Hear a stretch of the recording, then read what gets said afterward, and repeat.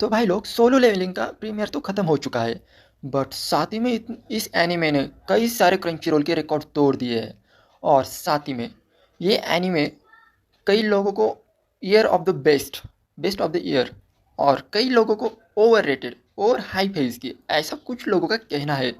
और सच बताना चाहूँगा तो मैं तुमसे एक क्वेश्चन करता हूँ। एनिमे, सिनेमा, मूवीज़ जो कुछ भी ले लो, इनका मेन पर्पस क्या है? प्रॉफिट को छोड़ो तो सेकंड मेन पर्पस क्या है इसका? तो बेसिक इसका आंसर आ जाएगा एंटरटेनमेंट प्रोवाइड करना। और सीज़न 2 देखकर तुम्हें एंटरटेनमेंट मिला या नहीं, तुम खुद से ही पूछो सच सच। अगर मुझसे पूछोगे तो मुझे सीज़न 2 अच्छा लगा, एंटरटेनिंग लगा, टाइम पास अच्छे तरीके से हो गया। इसका जब मैंने फर्स्ट सीज़न देखा था तब मैं टोटली डिसअपॉइंट हो चुका था कि मज़ा नहीं आया।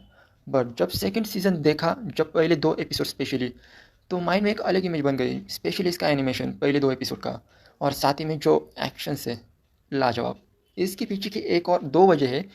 इससे पहले मैंने शोनन टाइप एनीमे 2-3 महीने पहले देखे थे और उसके बाद आज देख रहा हूँ।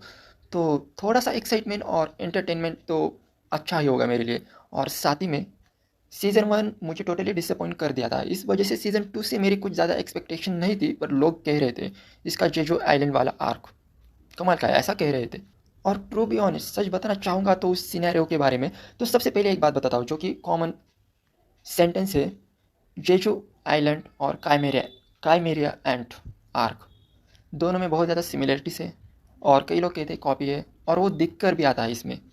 जो काइमेरिया एंट था, जो हंटर हंटर वाला आर्क था, जो कि सभी लोग को बहुत ज़्यादा पसंद आता है, उसकी बेसिक से लेके विलन को तक, मतलब मरियम जस्ट लुक लाइक, नहीं नहीं नहीं, बेरू just look like Mariam.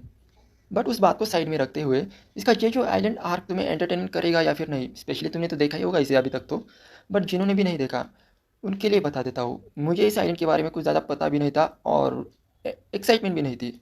But जब मैं इसे देख रहा था, जब किंग बेरू आता है और जिस तरीके से हंटर की लगाता है भाई, भाई उसकी एंट्री से पहले तक पर्सनली मुझे यस रैंक हंटर, मतलब मादरा ऊंचा लेवल के हंटर, बस एक कंपैरिजन नहीं कर रहा हूँ, एक तुम्हें एक पावर लेवल का अंदाज़ा देने के लिए बता रहा हूँ कि उस लेवल का मैं हंटर को समझ रहा था यस रैंक के।